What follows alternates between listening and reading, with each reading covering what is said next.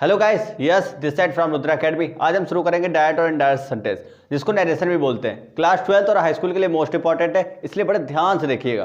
तो इसको नरेशन से नाम से भी जानते हैं। जो होता है, एक होता है डायरेक्ट और एक होता है इनडायरेक्ट।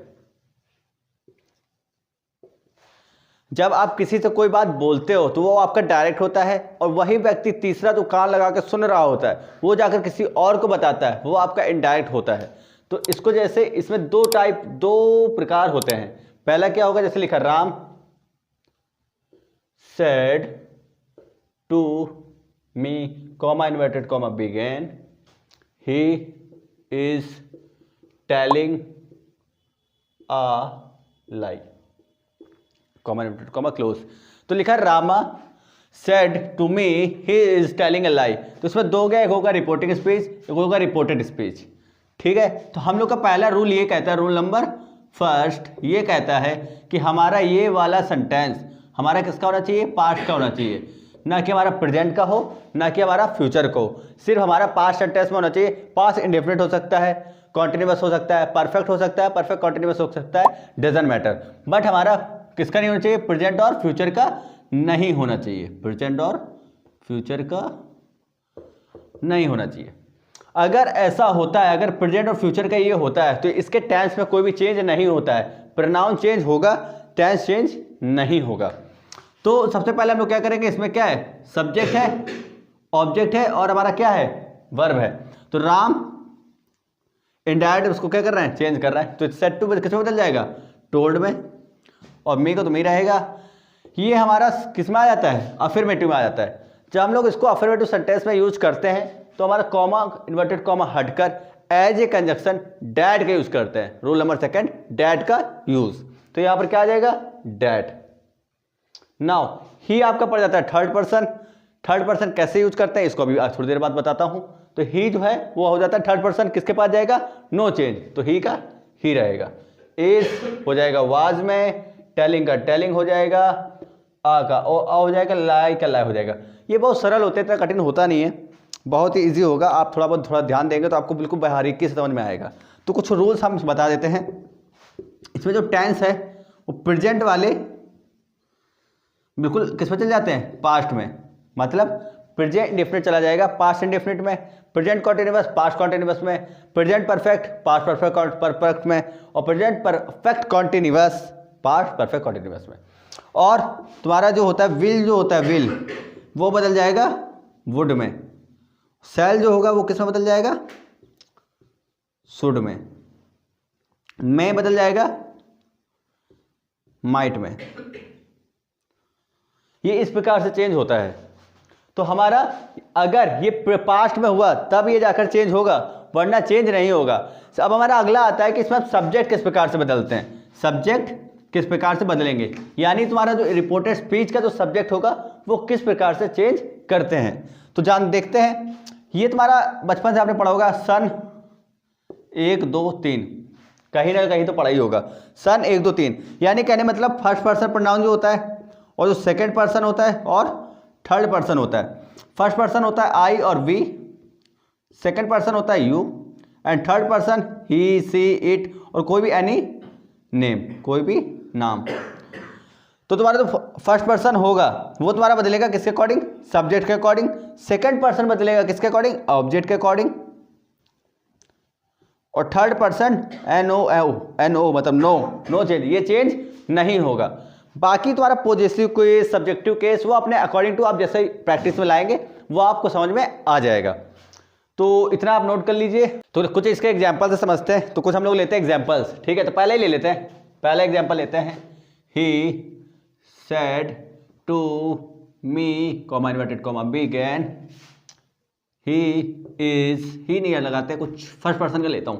तो I am your teacher as brother। Okay, तो इसको हम लोग करते हैं क्या, डायरेक्ट में ट्रांसलेट करते हैं यार। चलो भाई, तो क्या होगा, ही का ही रहेगा, सेड टू तुम्हारा क्या हो जाएगा, वर्ब है, साथ में ऑब्जेक्ट है, सेड टू बदल जाता है टोल्ड में। मी कॉमा इन्वर्टेड कॉमा हट जाएगा, क्या लगेगा, डैट लगेगा। आई फर्स्ट पर्सन किसके पास जाएगा? सब्जेक्ट के पास। ही का क्या हो जाएगा? अरे ही का तो ही रहेगा ना यार। ही यहाँ पर एच कैपिटल ही जाता है। रीऑर्डरिंग कक्षा 10 वाले ध्यान देंगे, रीऑर्डरिंग में इसको आता है 2 नंबर का, तो इसको बेस्ट क्या रहेगा? एच रहेगा स्मॉल। इसका एक आता जरूर है रीऑर्डरिंग में। अब आता है एम लिखा है तो प्रेजेंट है, पास्ट में चला जाएगा। He was your second person किसके पास? ऑब्जेक्ट के पास। कौन सा केस? पॉजिटिव केस, तो क्या हो जाएगा? माई। टीचर का टीचर, एज का एज, ब्रदर का तो भाई ब्रदर, भाई को कौन चेंज कर पाएगा? ठीक, डेट्स योर अफर्मेटिव सेंटेंस। अब हम बात करते हैं सेकंड कंडीशन, जो हमारा क्या होता है? इंट्रोगेटिव। इंट्रोगेटिव भी आपके 2 टाइप्स के होते हैं, थोड़ा सा रिवाइज करा रहा हूं। इंट्रोगेटिव 2 टाइप्स के होते हैं, यस नो टाइप और WH टाइप। यस नो जिसमें हाँ नाम उत्तर दे सकते हो, WH टाइप जिसमें व्हाट, वेयर, समथिंग आता रहता है। ओके, तो हम क्या लेते हैं? पहले फर्स्ट कंडीशन लेते हैं, यस नो टाइप। वैसे मेरा नाम भी यस ही है, यस नो टाइप। तो अगर इसमें लिखा जाए, चलो इसी को उठाते हैं, किसी को भी उठाते हैं, जैसे you said to me comma inverted comma begin, do you like me comma inverted comma closed, do you like me. अब यहां पे लिखा है you said to me do you like me, that means it is yes no type. Okay, we solve it. You का you रहेगा, said to बदल जाएगा। ये जब इंट्रोगेटिव सेंटेंस में होता है तो यहां पर क्या कर रहे हो? ये पूछ ही तो रहा है कि you said to me do you like me, तो क्या हो जाएगा? You asked me comma inverted comma हटेगा। यहां पर इंट्रोगेटिव में यस नो टाइप में इफ या वेदर का प्रयोग करते हैं। पेन की रिफिल कम खर्च हो इसलिए हम लोग लगाते हैं इफ। वेदर लगाओगे गलत नहीं है, बट मैक्सिमम आप इफ ही का यूज करते हैं। आप अपने आप को यूनिक समझते हो तो वेदर लगा लो, कोई दिक्कत नहीं है। फिर हम लोग इसको किस में ट्रांसलेट करेंगे? अफर्मेटिव सेंटेंस में ट्रांसलेट करेंगे। यानी लिखा किसमें? इंट्रोगेटिव में, बट हम किस में जाएंगे? अफर्मेटिव में। यू लिखा है, यू किसके पास जाएगा? कौन सा पर्सन? सेकंड पर्सन किसके पास? ऑब्जेक्ट के पास। तो क्या आ जाएगा? आई। आई हमेशा अकेला यानी सिंगल व्यक्ति जो होता है वो हमेशा कैपिटल में होता है, यानी सिंगल आदमी महान होता है। ठीक है, अब किसमें जाएगा? किसमें? ये प्रेजेंट डेफिनेट किसमें जाएगा? पास्ट इंडेफिनिट में। तो क्या आ जाएगा? लाइक की सेकंड फॉर्म क्या हो जाएगी? लाइक्ड। मी का फर्स्ट पर्सन, आ जाओ यू के पास, यू के पास U. That's your interrogative first type. समझ में आ गया होगा। बाकी कुछ एग्जांपल्स हैं, बुक का यूज करो, बुक में भी पैसा लगा है, इस्तेमाल करो।